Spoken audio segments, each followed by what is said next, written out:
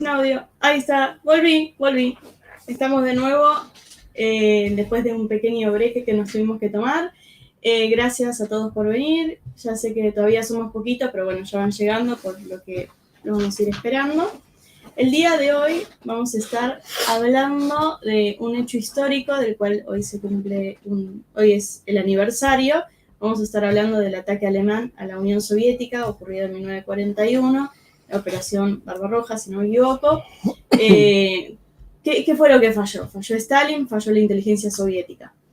El día de hoy, somos poquitos, nos van a acompañar Manuel Espinosa, director del CREI, y Marcelo Ramírez. Ahora los voy a invitar a que me acompañen en la pantalla. Buenas noches a ambos. Manuel, ¿cómo estás? Buenas noches Azul, ¿cómo estás Marcelo? Un gusto siempre estar con ustedes en un programa más de los canales HTV y Puntos Suspensivos CREI.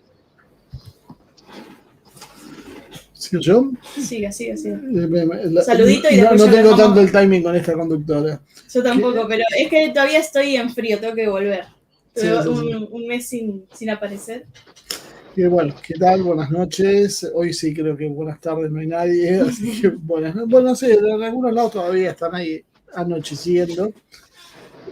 Vamos con un tema, como decía Manuel, un tema histórico y que creo que tiene algunas enseñanzas, algunos paralelos con lo que estamos viviendo hoy, que seguramente con la charla van a ir saliendo.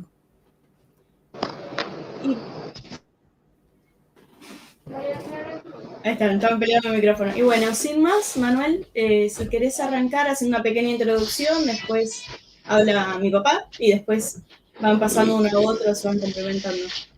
Sí, un día como hoy, ¿verdad? Un 22 de junio a las 4 de la mañana, la Alemania hitleriana atacó, vamos a decir sorpresivamente, a la Unión Soviética, y fue un ataque contundente, arrollador, golpeó realmente al ejército soviético a lo largo y ancho de toda la frontera europea que resguardaba a este ejército, el Ejército Rojo. Y entonces ese enorme revés medido por cantidades de soldados, la pérdida militar en el frente germano-soviético, ya la cantidad de maquinaria destruida, la rapidez en que la maquinaria alemana se profundizó en el territorio soviético de manera rápida, que aun cuando lógicamente hubo una resistencia tenaz, ese avance parecía ser imparable. Y en términos de días, la pérdida de las tropas soviéticas se calculaba en cientos de miles, tantos en los que perdieron la vida como en los que fueron capturados, y además de eso, llevados a los campamentos de concentración fascista. Un claro ejemplo es que en semana y media los soviéticos perdieron alrededor del 85% de la aviación y se la destruyeron en tierra. Entonces, a lo largo de la historia se ha venido el mundo académico preguntando qué pasó, ¿verdad? Y hay un sinnúmero de razones y un sinnúmero de causales que siempre aparecen, y se termina en concluir que faltaba información, parece, de inteligencia, o faltó mucho la toma de decisión del liderazgo soviético, ¿verdad? Y más adelante en el programa, cuando asimilemos, ¿verdad?, la cantidad del golpe, ¿verdad?, en tres direcciones, norte, centro, sur, entonces es válido hacerse la pregunta si esperaban o no los soviéticos, si estaban listos o no. ¿Por qué? Pues ese desenvolvimiento, vamos a decir, tan escaso militarmente de las tropas soviéticas. ¿Por qué el revés? ¿Por qué en tan pocas semanas, me refiero a más de 8 semanas, ya estaban frente a Moscú, ¿verdad?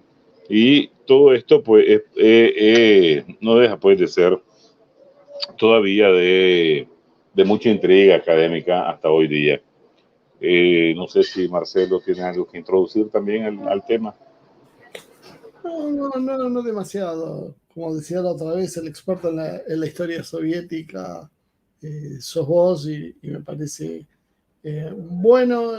Sí, bueno, después podemos charlar algo también con lo que tiene que ver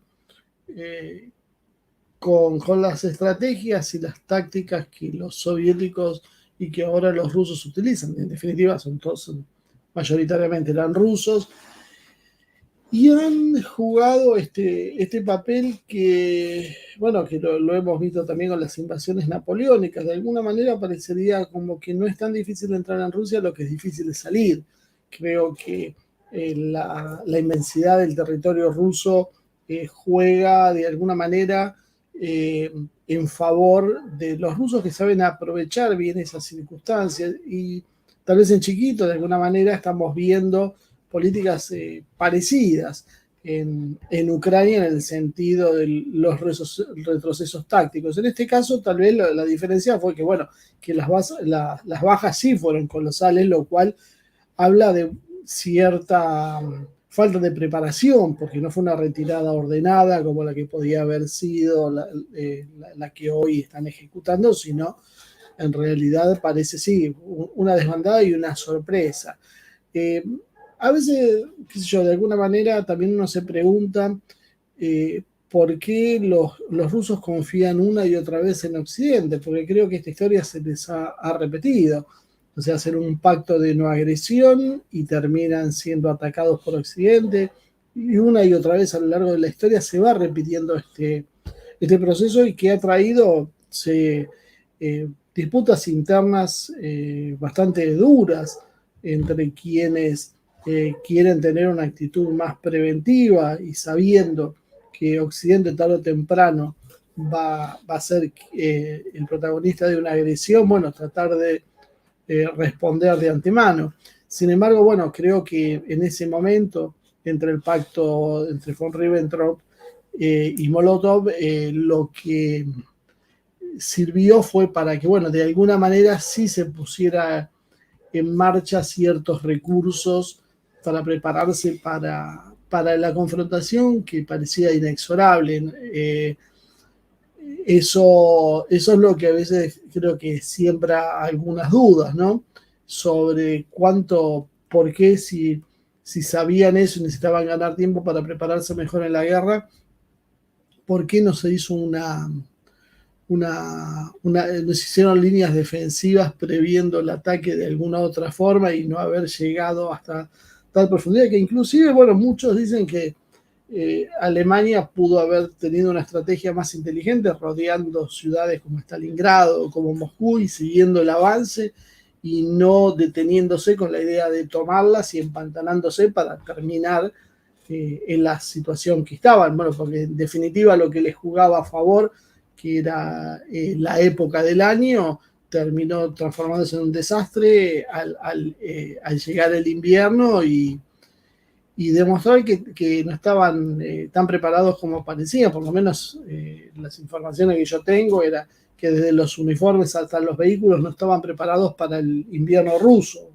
y eso de alguna manera afectó también las capacidades ofensivas de Alemania. Así que bueno, en función de esto, Manuel, te dejo que arranques y nos vayas explicando cómo fue esta historia.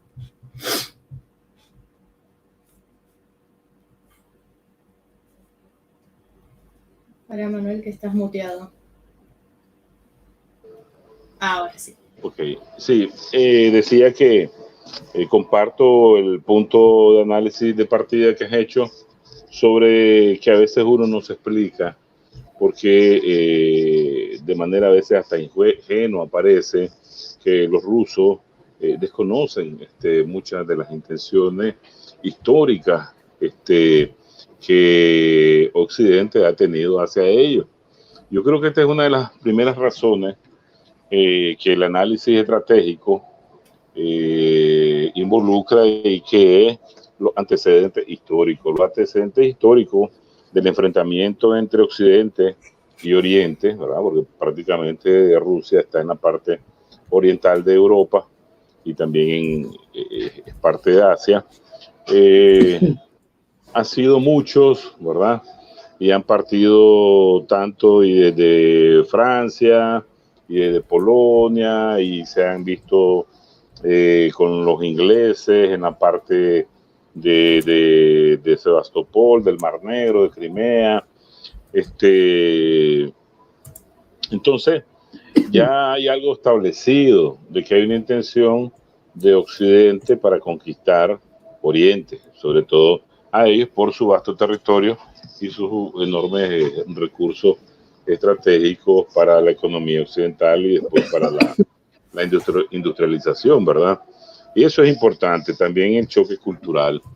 El choque cultural, y es más, las intenciones de conquista militares por antecedentes económicos también está fundamentado en ese choque cultural civilizatorio entre estos, diríamos, diferentes pueblos desde hace rato, desde hace siglos.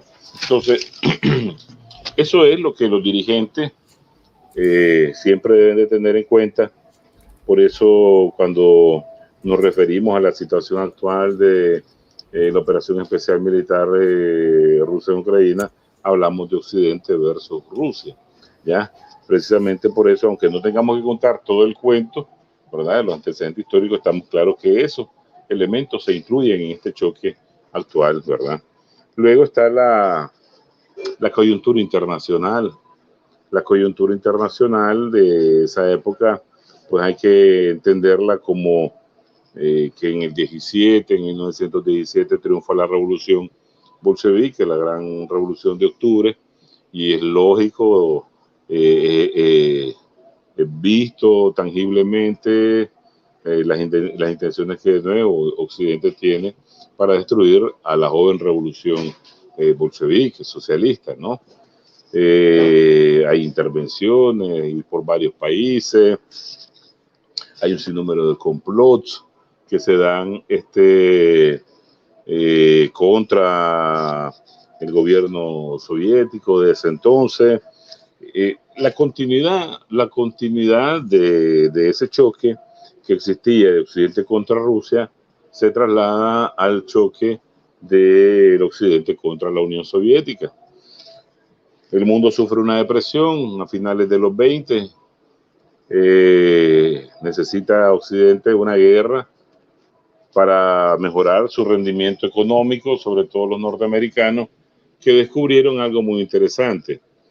Ellos lograron su independencia de las 13 colonias mientras Europa se estaba matando, ¿verdad?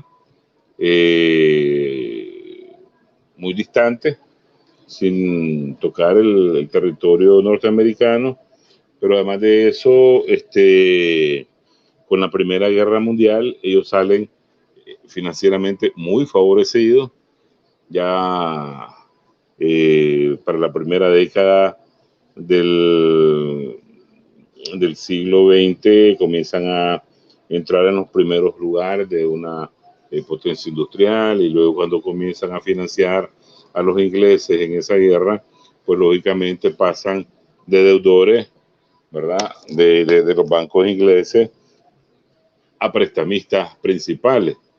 Entonces ellos entienden que esa gran depresión, esa guerra les va a servir de esa gran depresión, y encuentran, ¿verdad?, en el monstruo ideológico del fascismo, el monstruo ideológico de la ultraderecha, el arma favorita posible para enfrentar al comunismo ideológicamente. Y es por eso que la industria capitalista se vuelca a financiar económicamente a Alemania, ¿verdad? Inclusive cerrando los ojos en cuanto a que el Tratado de Versalles,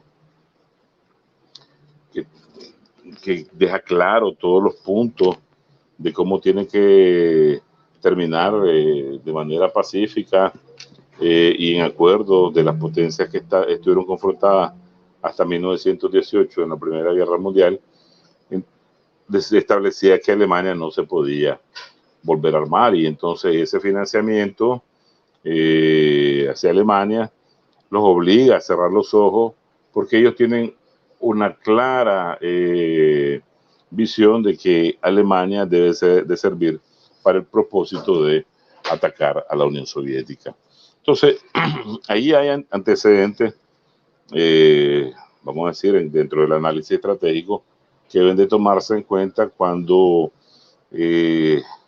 nos referimos a este tipo de fecha hitos en la historia universal, porque si bien es cierto, el 1 de septiembre de 1939 la Alemania fascista ataca a Polonia y oficialmente comienza la Segunda Guerra Mundial, ustedes ven que hasta ese entonces y un tanto después, el resto de países europeos caen como naipes en cuestiones de días, de semanas, ante la fuerza, ¿verdad? El empuje del ejército alemán. Polonia es la que un tanto más le resiste.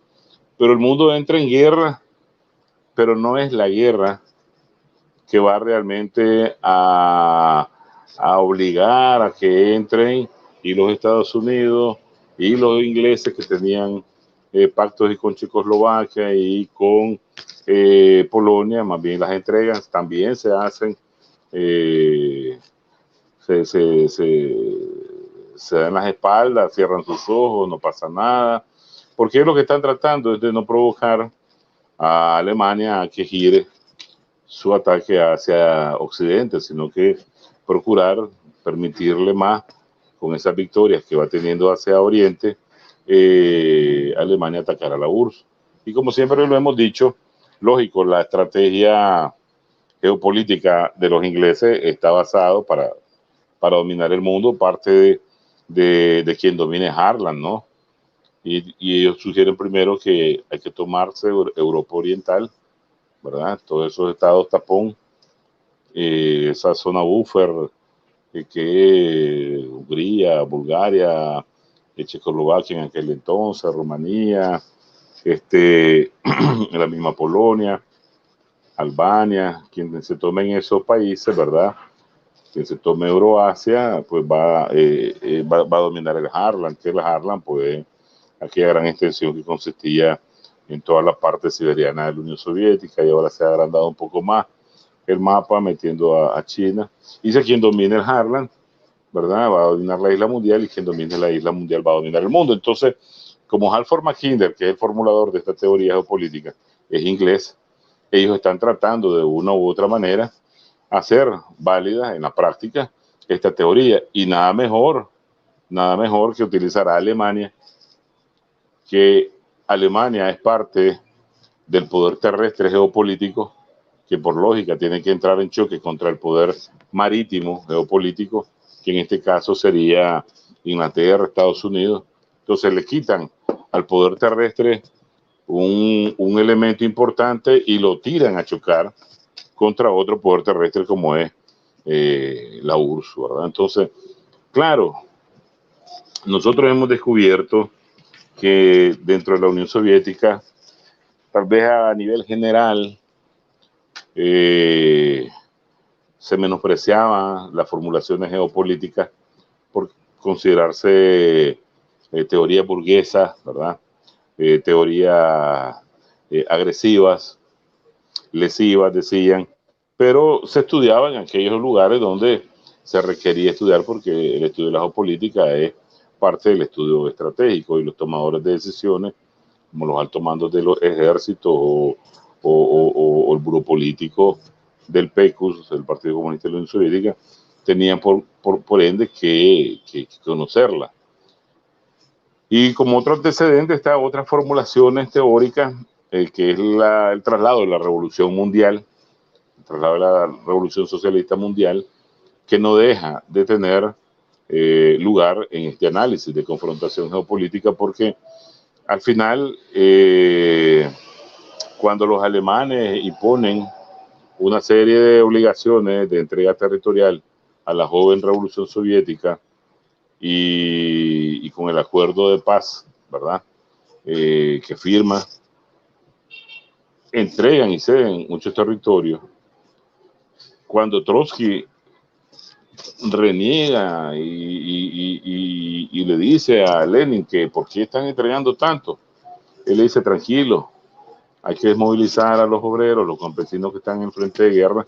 Estoy hablando tras culminar la Primera Guerra Mundial en el 1918.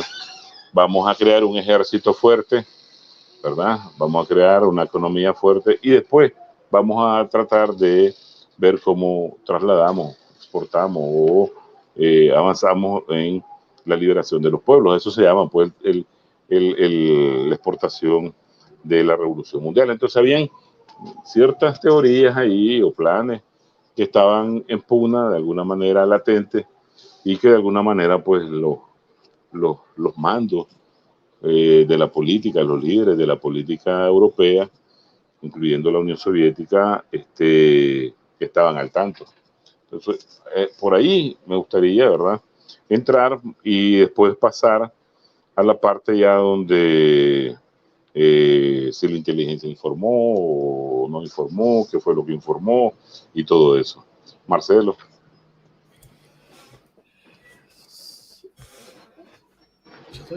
Sí. Una de las cosas que tienen los rusos como una frase casi de cabecera es que los rusos no empiezan las guerras sino la terminan. Una frase que suelen repetir ellos y que tiene que ver también como una explicación a eso que habíamos comenzado diciendo, ¿no? De alguna manera creo que para entender lo que pasó, primero, para terminar de hacer un cuadro de situación, bueno, Rusia son abundantes recursos naturales, ya sabemos, energía, minerales, ahora le suma una enorme producción de alimentos, pero además tiene una posición estratégica. Si uno mira a Rusia en el mapa, Rusia proyecta fuerza sobre Asia Oriental, sobre el Polo Norte, sobre Asia Central, sobre Medio Oriente, sobre los Balcanes. O sea, básicamente las ideas de Mackinder en este caso tienen algún asidero porque es realmente claro que quien domina eso va a proyectar fuerza sobre el resto del mundo porque tendrías una densidad de recursos, o sea, inclusive una densidad demográfica lo suficientemente grande como para básicamente sí controlar el mundo. Sí, también uno podía preguntarse si los rusos o los chinos tienen esa visión de controlar el mundo o en realidad esto es una idea muy occidental, muy sobre todo anglosajona, que sí se mueven con los parámetros de dominio y lo establecen de esa manera, lo cual no quita el hecho en sí que quien lo domina o no esa zona sea quien pueda poner las reglas de juego.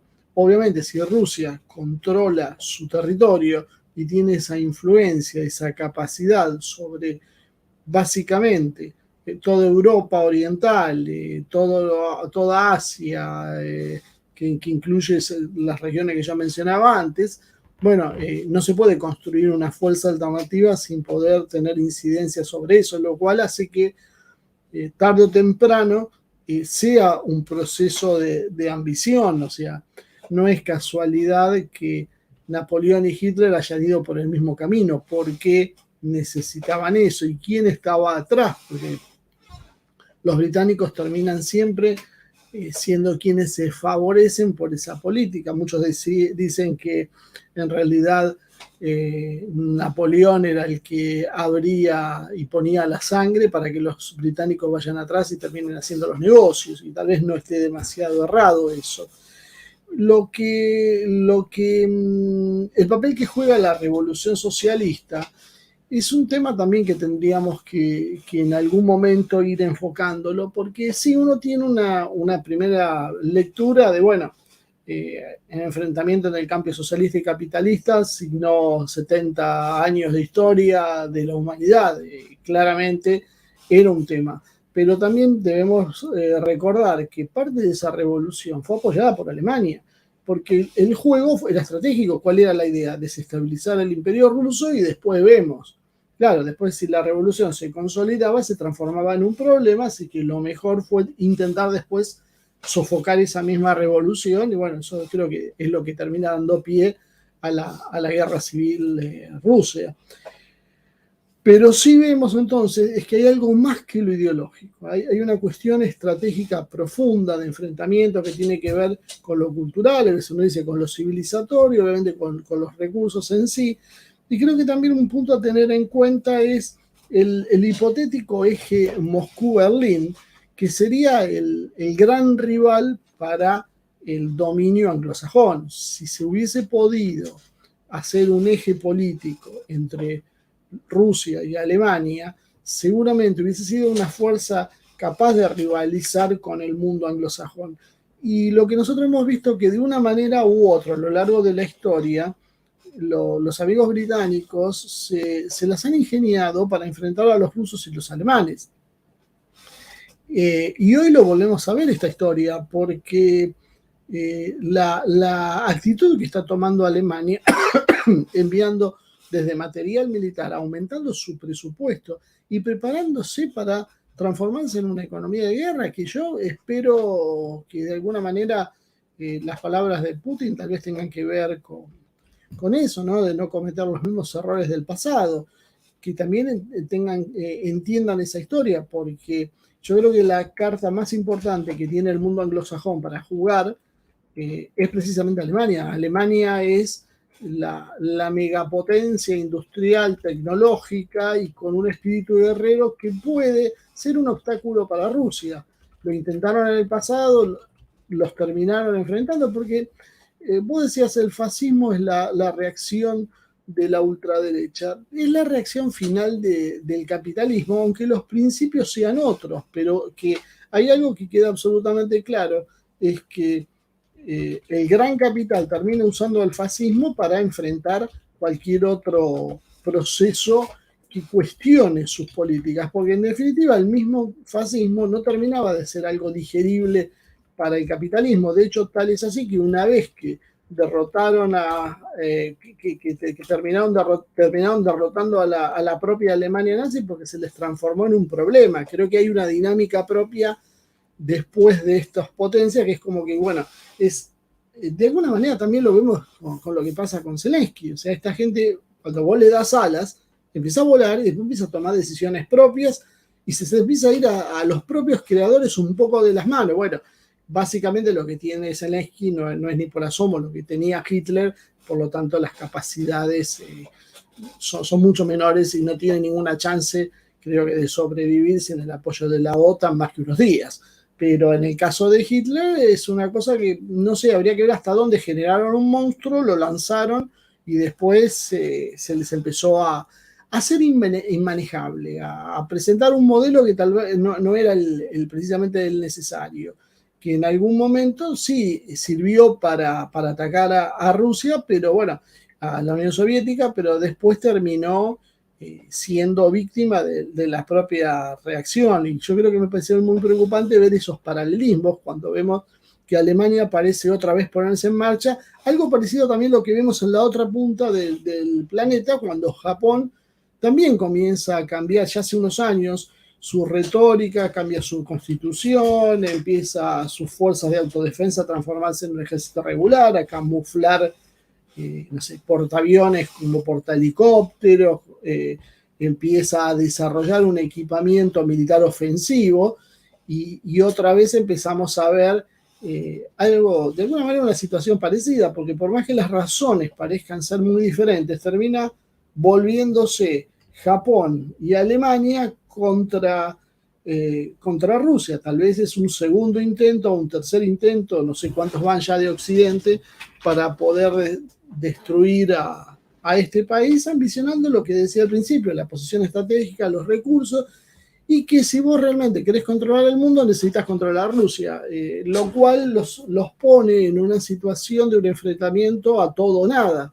Por eso Rusia también plantea que esto es una situación de supervivencia, porque lo que buscan no es cualquier cosa, es la disolución de Rusia, la participación en decenas de estados, prácticamente eliminar a Rusia de la faz de la tierra, porque eso es lo que le allanaría el camino para después enfrentar a otras, en realidad para poder consolidar su poder, ¿no? Manuel, no sé si algo quieres acotar sobre esto. Claro, no, estoy de acuerdo. Todo esto, podríamos decir, es parte del primer grupo de elementos de verdaderos indicadores sobre que tarde o temprano van a atacarte, te van a agredir, ¿verdad? Con los propósitos de saqueo, destrucción, esclavitud y exterminio que hemos conversado. Entonces, partiendo de ese grupo de análisis, ¿verdad? Que lógicamente pues nos llevaría a varios programas y todo eso, podemos tocar tal vez el grupo de lo interno dentro de la URSS. El liderazgo, la percepción de liderazgo sobre esa coyuntura internacional, si estaban claros o no que lo iban a atacar, qué tipo de estrategias estaban ellos tratando de implementar, ya sea para evitar el ataque, para contraatacar, ¿verdad? Que eso prácticamente viene a ser fundamental a la hora de estudiar este tipo de situaciones. Me refiero, por ejemplo, a que desde 1934, o sea, el liderazgo no toma una decisión o no tiene una apreciación sobre el mundo que lo rodea si no está bien asesorado, bien informado.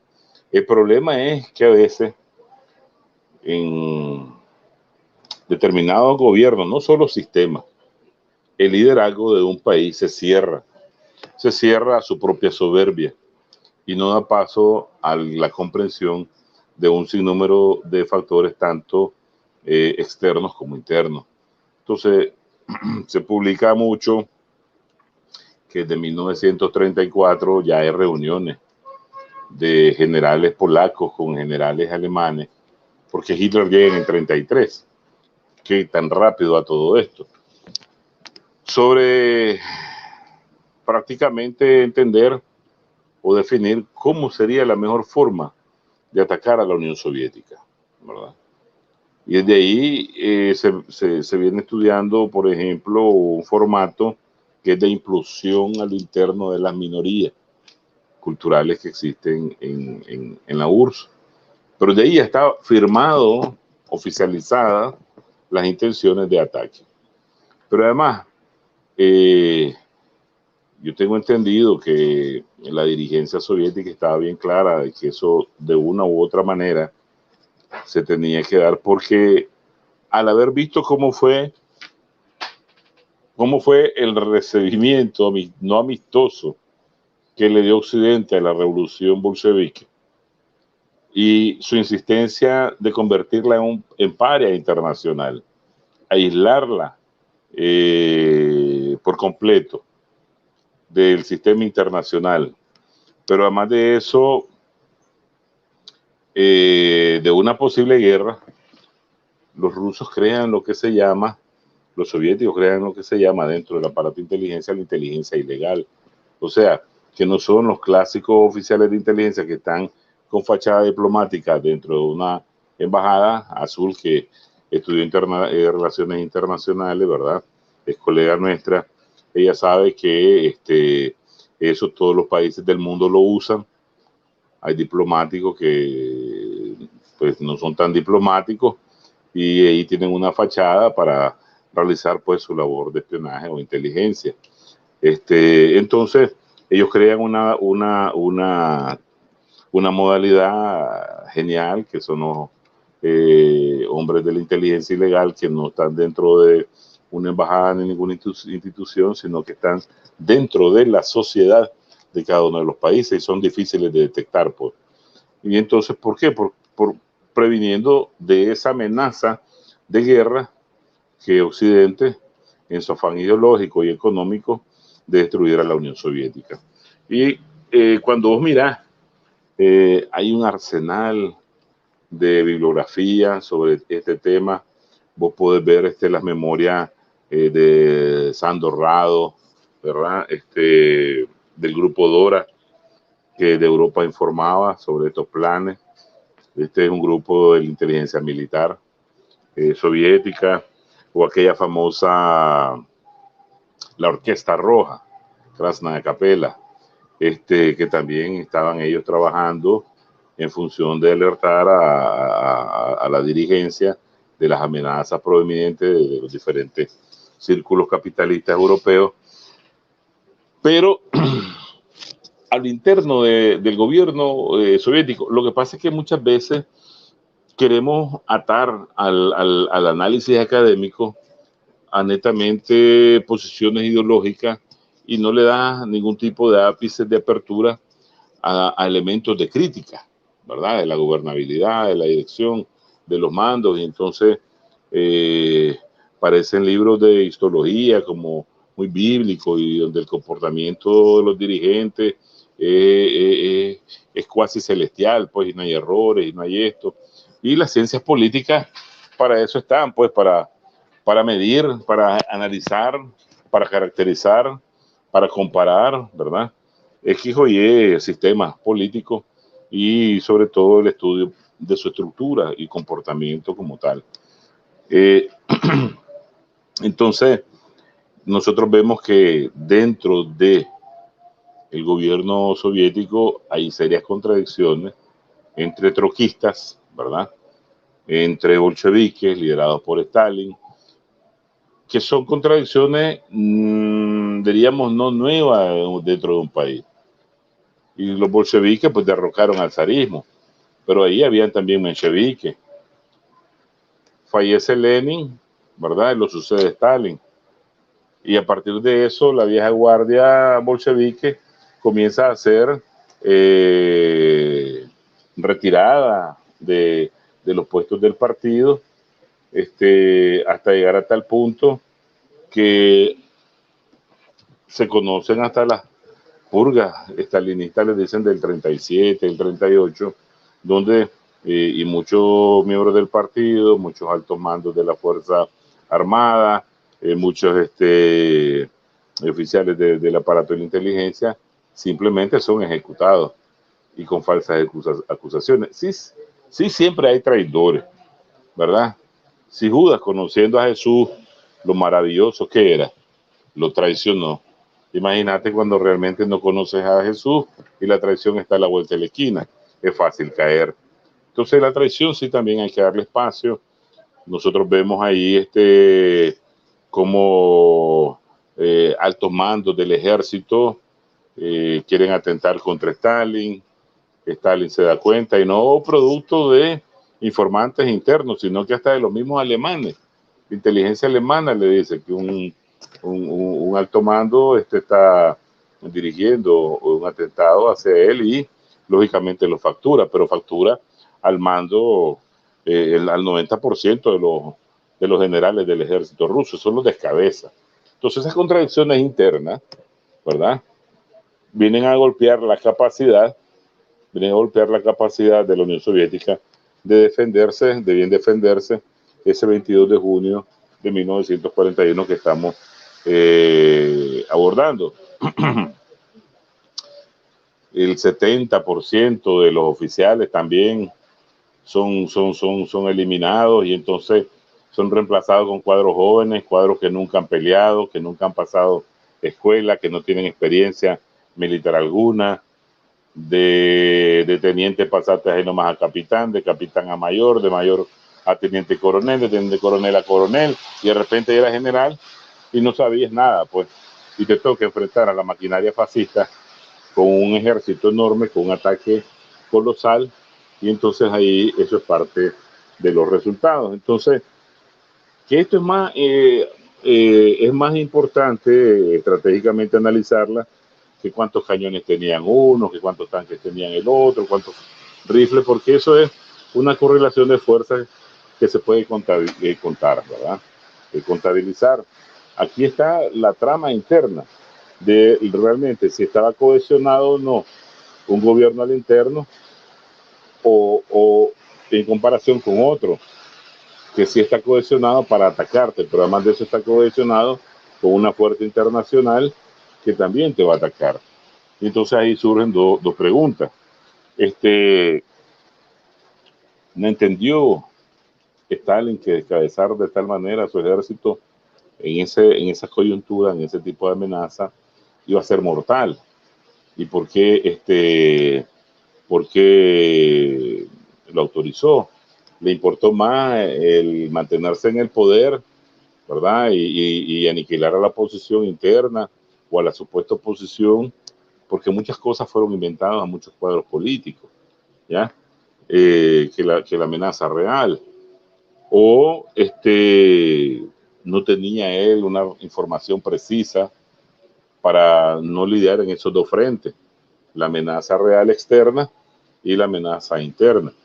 Entonces, esas mismas preguntas pues siguen siempre ahí en el tapete, porque hay memoria, hay libros ahí también sobre cómo se destruye la capacidad de recolección de información de inteligencia en Europa, donde ya los soviéticos tenían redes de agentes, agenturas establecidas, y que simplemente aniquilas a los operadores de Moscú y no hay nadie quien atienda a toda esa cantidad de europeos que colaboraban de manera ideológica con la Unión Soviética, nadie los atendía. Entonces llega un momento en que también el aparato de la inteligencia, como dentro del ejército, es llenado en cantidad, ¿verdad? No en calidad, en cantidad, por un sinnúmero de jóvenes que simplemente asumen, ¿verdad? Pero que no pueden atender como se debe el cargo y las tareas que se les ha encomendado. Entonces, muchas veces, en aquel entonces, en los 80, en los 90, antes de la perestroika, no se podía hablar tan abiertamente en el campo socialista. Ahora, dentro de la misma Rusia, hay, como les decía, una montaña de libros que te abordan todos estos temas. Y inclusive memoria de jefes de las direcciones de inteligencia que no están de acuerdo, o sea, no están de acuerdo porque todos fallecieron, con que estos pagaran y sirvieran de chivo expiatorio en decir que estos no informaron. Porque los políticos son habilidosos a salirse del problema. No me informaron bien, o me informaron mucho, era mucha la información, no se podía digerir, había muchas fechas inexactas, y me decían un día, y me decían otro día, o me decían tal cantidad, y no era eso, me decían una dirección de ataque, y no era eso. Entonces, había una combinación de diversos tipos de información que a cualquiera le podría parecer de que entonces el político o los tomadores de decisiones no tienen la culpa, ¿verdad? Y entonces recae o en los de la inteligencia que no informaron o en los militares que no supieron defender toda la frontera a lo largo de ese día o de esos días, y que es lo que prácticamente propicia esa enorme tragedia en cantidad de víctimas, técnica militar y pérdida de territorio, ¿ya? Pero hay también elementos lógicos de análisis que te puede decir tal vez que no falló tal vez solo uno, sino que fallaron los diversos componentes que integraban ese sistema gubernamental. Y tal vez porque el mismo modelo crea X o Y situación de poder incontrolable que te permite caer en algunos errores que son garrafales, ¿sí? Para tu población. Porque a la vuelta de la esquina, el hecho de que hayas perdido 30 millones de personas en la Gran Guerra Patria eh, es una cifra horrenda. Y los que dirigen las guerras no pueden estar exentos de la crítica histórica, ¿ya? Los pueblos siempre pelean, los pueblos siempre van a luchar, van a defender los valores patrióticos y todo, pero esperan de que arriba tengan cierto grado de lógica y coherencia en la toma de decisiones. Entonces, esto tiene que ver también con la interpretación y el accionar diplomático que se dio antes del ataque a la URSS, porque definitivamente la URSS sí hizo, creo, todo lo posible por prevenir la guerra. Muchos la critican por el pacto Ribbentrop-Molotov, ¿verdad? O Molotov-Ribbentrop. Esa es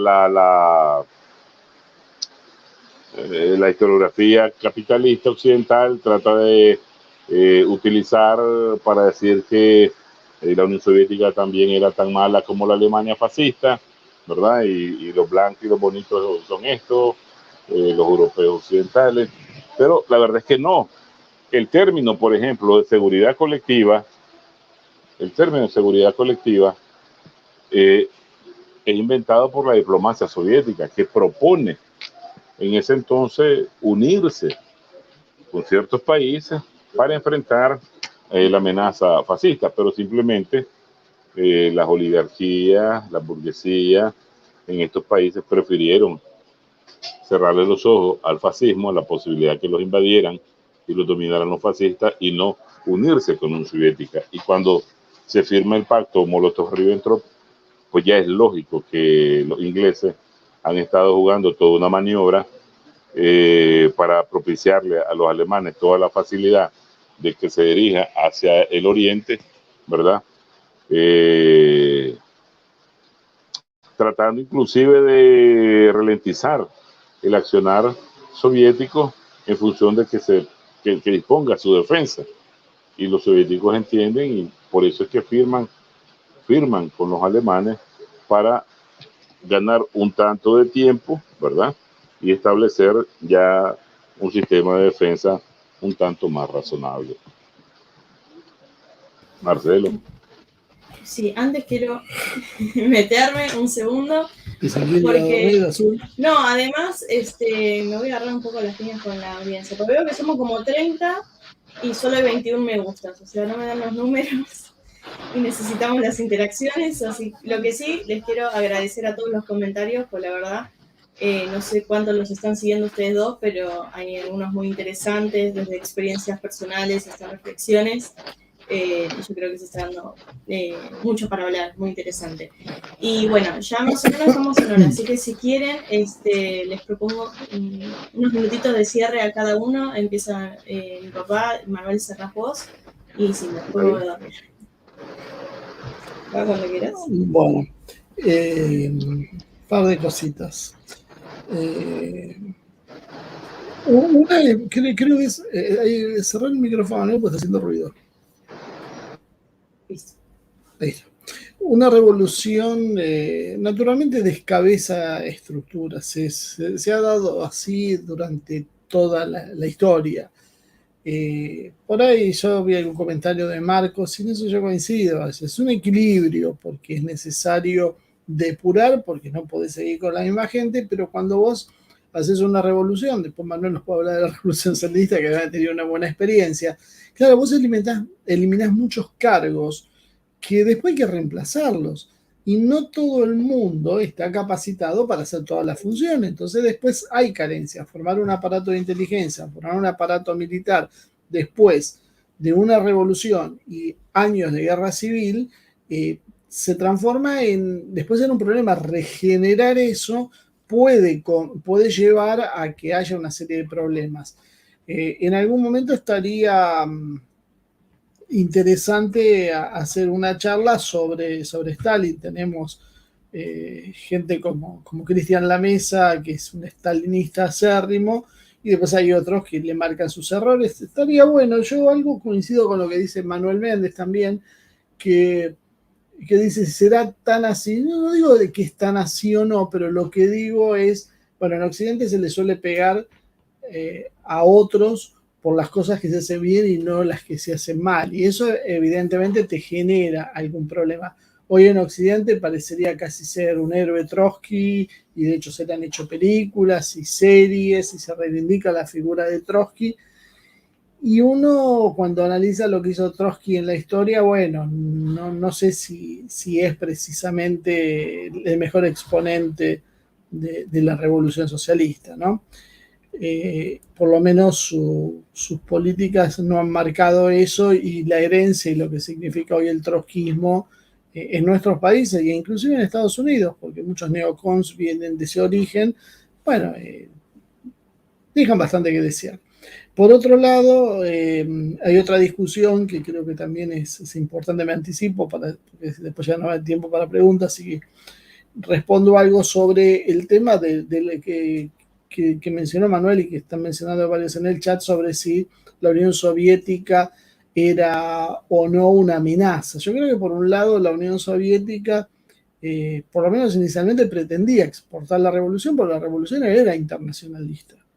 Entonces, era algo que se debía exportar a otros países, pero después sabemos que, bueno, es que hubo una disputa interna sobre la posibilidad, sobre cierto realismo político, sobre si se podía avanzar en ese sentido o no, o era mejor acantonarse en un país, desarrollarlo y después vemos qué pasa. Pero independientemente de la voluntad propia de exportar o no la revolución, por ejemplo, hoy vemos China. China también es un país socialista y no está en ánimo de los chinos andar exportando revoluciones a nadie. Hoy los chinos hacen negocio, obviamente quieren un balance de poder internacional diferente, pero no es su objetivo fomentar una revolución mundial.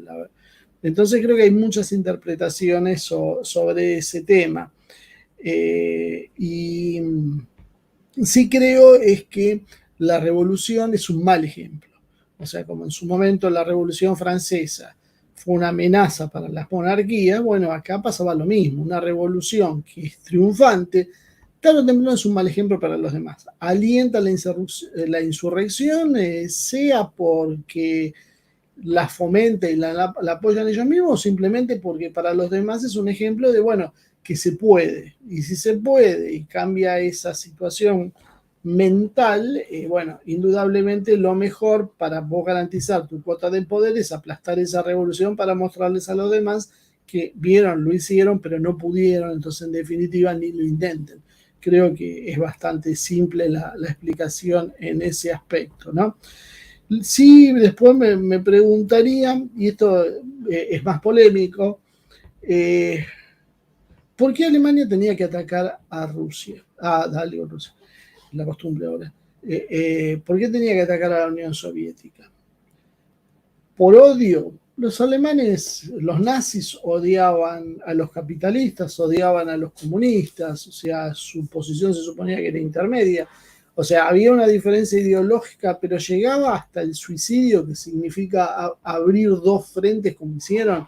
¿No hubiese sido más lógico haber avanzado hacia Occidente, eliminar todo vestigio de los británicos en Europa, no haberles perdonado la vida en Dunkerque, haber invadido el Reino Unido? Tal vez no hubiese sido eso una oposición mucho más inteligente que abrir un segundo frente contra la Unión Soviética. ¿Por qué el apuro? ¿Cuál era el apuro que tenía? La necesidad, algunos dicen, la necesidad de llegar a los centros petroleros y acceder al combustible ruso que necesitaba para la maquinaria de guerra. Tal vez se podía haber solucionado de otra manera. Si la Unión Soviética no quería la guerra, se podía haber negociado de otra forma. Y Alemania tranquilamente se podía haber quedado con todo lo que era Europa occidental y buena parte de Europa oriental. Tal vez habría un problema en lo que los alemanes llamaban el Volksdeutschen, el pueblo alemán, que ellos no lo entendían como los alemanes que vivían en Alemania, sino como todos aquellos de origen alemán que vivían en otros lados. Entonces la idea de un espacio vital y de llegar en algún momento sí rozaba con los intereses soviéticos por las colonias alemanas que estaban asentadas en distintos lugares de Europa, inclusive hasta los propios alemanes del Volga podrían ser un problema. Pero vuelvo a insistir con lo mismo. ¿Era esto suficiente para desatar una guerra contra un país con las características y los recursos de la Unión Soviética? Solo el odio, porque a veces la explicación que tenemos en Occidente era Hitler era un loco y ya está. Entonces era una cuestión patológica, no tratemos de encontrar lógica porque no la tienen, porque un loco no obra precisamente con lógica y raciocinio. Pero yo creo que hay cosas en esta historia que todavía no hemos terminado de saber. Alguien en el chat, no recuerdo quién era, ponía que recién los generales rusos soviéticos tardaron dos días en recibir la orden de responder al contraataque. También que documentación de los primeros días de la guerra todavía está inaccesible, todavía está en un carácter reservado.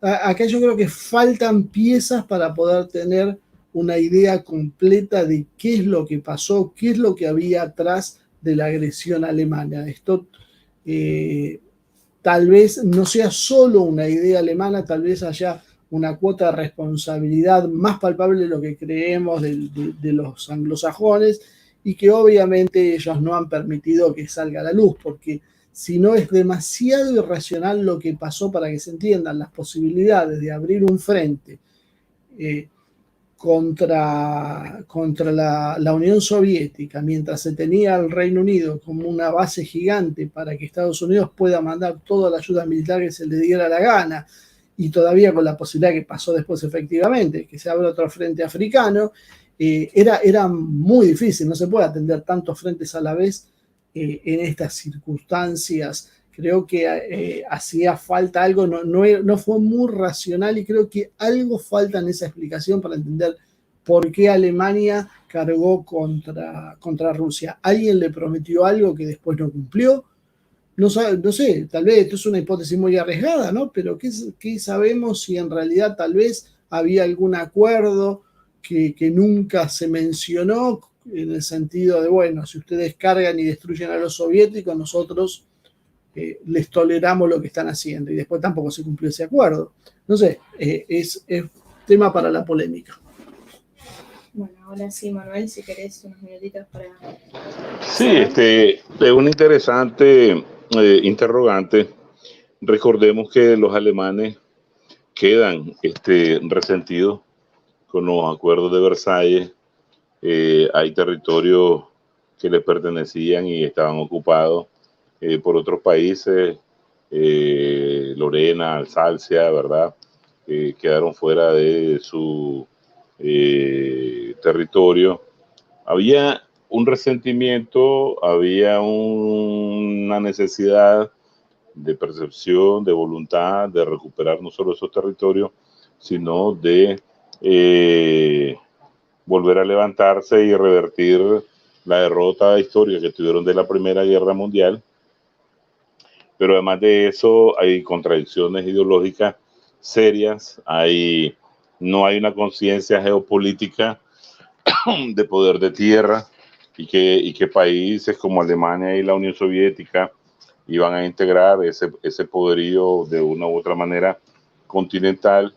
También acordémonos que Karl Haushofer, que era asesor de Hitler y estudioso de la geopolítica, influye en destacar el término del espacio vital, el Lebensraum, o sea, Alemania necesita para su desarrollo un espacio, ¿verdad? Y ese espacio está allá donde hay enormes recursos en materia de cereales, en materia de petróleo, ¿verdad? Inclusive en su obra, Hitler, en su obra Mein Kampf, él te dice qué proporción de ciudadanos orientales tienen que ser exterminados, y qué proporción, qué porcentaje de estos ciudadanos deben de ser esclavizados.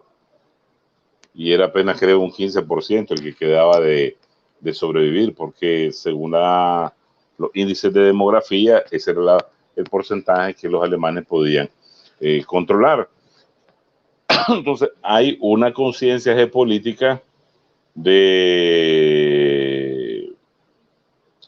ampliación de sus capacidades económicas e industriales en ese espacio vital que es visto en las tierras orientales, y aprovechan ese empuje del capitalismo occidental para tirársele a la URSS y desistir de continuar con Inglaterra, porque prácticamente a Francia la dominaron. Pues la línea Maginot, que le sirvió a los franceses en la Primera Guerra Mundial, no le sirvió en la Segunda para contener a los alemanes. Y al inicio de este programa, Marcelo hablaba de la preparación de las líneas de defensa, que es un tema muy correcto. Ahí también nosotros podemos ver que sí había una voluntad de paz de la dirigencia soviética, no se puede esa ignorar. Trataron de hacer todo lo posible por evitar esa guerra, inclusive por ser atacados. Claro, ellos prepararon la línea de defensa de Stalin, la trasladaron a no sé cuántos kilómetros, ya cuando se dio la repartición de Polonia, la línea de defensa Lenin, así se llamaba, ¿verdad?, a lo largo de la frontera con Europa, y comenzaron a construir la línea de defensa de Stalin. Pero el ataque alemán no les dio el tiempo de finalizarla. Y esto era, ellos prácticamente en base a la línea de defensa Lenin, estaban construyendo la línea de defensa Stalin. Y entonces no les dio tiempo de terminarla, y ambas líneas de defensa al final quedaron incompletas y no terminadas, que también es causal de los reverses. Entonces, lógicamente a veces uno se encuentra con temas, ¿verdad?, que tienen que ver mucho con dictaminar si uno tiene la culpa o el otro. Lo lógico de esto es no caer en esa tentación, ¿verdad?, sino entender el sistema político gubernamental, las contradicciones internas que tenía, pero también el andamiaje de los sistemas de fuerza del sistema internacional y la coyuntura internacional, porque eso es lo que va a dar un grado lógico de toma de decisión.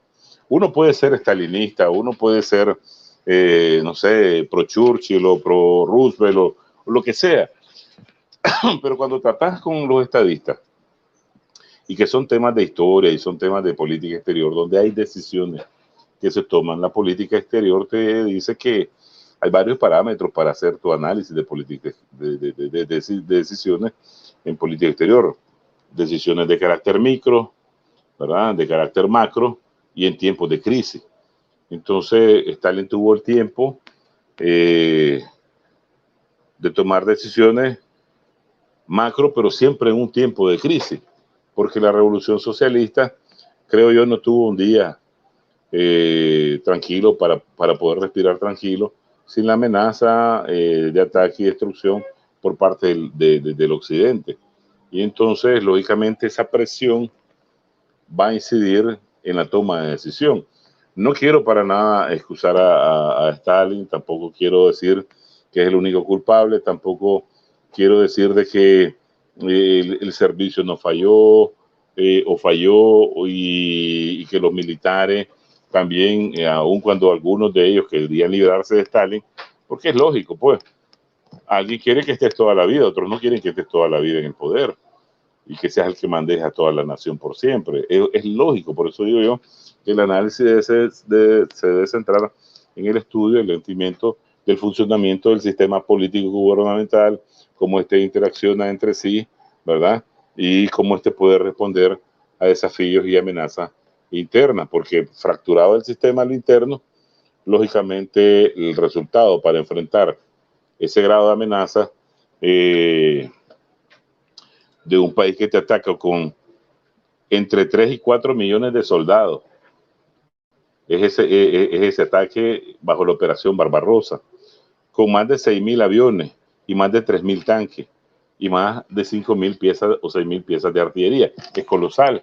Entonces muchos políticos te dicen, pero ¿cómo es que la inteligencia militar o política no se dio cuenta de esa gran movilización de tropas, ¿verdad? Pero otra cosa es también el arte de engañar a través de la diplomacia, el arte también de enmascarar acciones de movilización militar sin que el adversario te las descubra. Entonces, toda esta trama de elementos tiene que ser muy bien estudiados. Lógicamente no es para un solo programa, nosotros estamos haciendo aquí todo un reto de examinar esta fecha. Es compleja. Lo que más nos une es la intención de recordar a todos esos miles de hombres que amanecieron atacados. En muchos lugares no había ni siquiera la orden de establecer defensa, ni siquiera existía la orden de mantenerte en alerta. O sea, había muchos puestos fronterizos que desconocían la real intención de los alemanes, lógico, porque el sistema, como hilo conductor vertical, funciona de esa manera, que si no te lo dicen desde el cielo, abajo en la tierra no se mueve nada.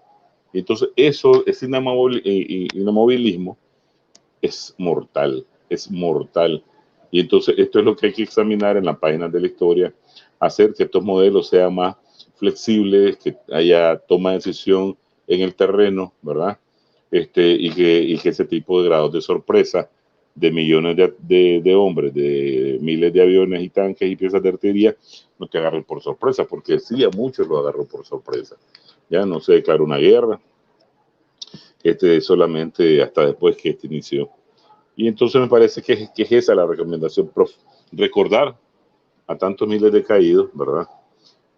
Por una guerra capitalista. Marx dice que el trasfondo de toda guerra tiene un fundamento económico de rapacidad. Eso hay que entenderlo. Los colores y los motos ahí de quién es bueno, quién es malo, si uno y el otro, eso está de más. Hay que entender que las guerras, ¿verdad? Sobre todo las de agresión, las de expansión, se hacen por un interés netamente económico y destructivo, y con fundamentos culturales y civilizatorios bien establecidos. Pues por eso es que a veces nosotros nos aturde cuando veíamos antes de la operación militar en Ucrania los socios aquí, los socios allá, Yo decía, ¿cómo pueden decirle socios si toda la vida de esos socios los han querido exterminar, esclavizar y destruir?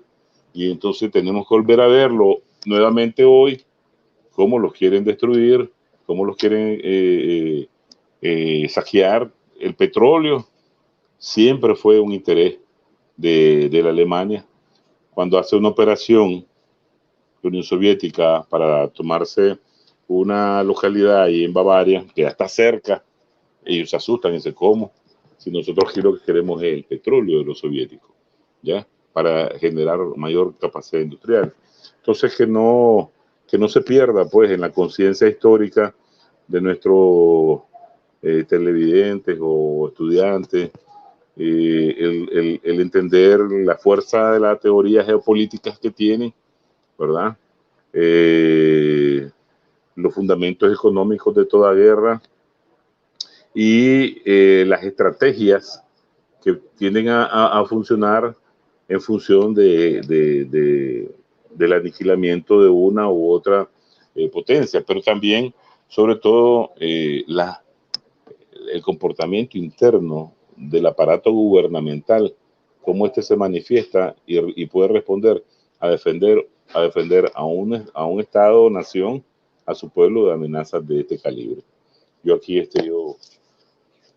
finita la comedia, agradezco a Azul su acompañamiento, alegre de que está con nosotros de nuevo, a Marcelo, excelentes puntos, has disparado, y te dejo la palabra a Azul. Muchas gracias, Manuel. Nada, como siempre, muy interesante, muy llevadero. Estos temas a veces es complicado, siento yo, hablarlos y eso, que sea llevadero, de poder prestar atención y además todas las conexiones con lo que se puede ver en la actualidad también me parece que lo enriquecieron mucho. Y bueno, siempre es un gusto escucharte a vos. Y muchas gracias también a todos los que nos estuvieron acompañando el día de hoy, que se hicieron comentarios, como dije antes, muy interesantes, muy elogiosos también con ambos que estuvieron hablando hoy. Y bueno, espero que nos veamos en la próxima. Coincido con Manuel, excelente programa por los expositores y por el nivel del chat. Se nota cuando están todos en la misma sintonía. Así que bueno, con esto me despido. Ya nos vamos a ver de nuevo. Espero que sea un poquito más seguido. Nos vemos la próxima. Chau, chau. Chao, chao.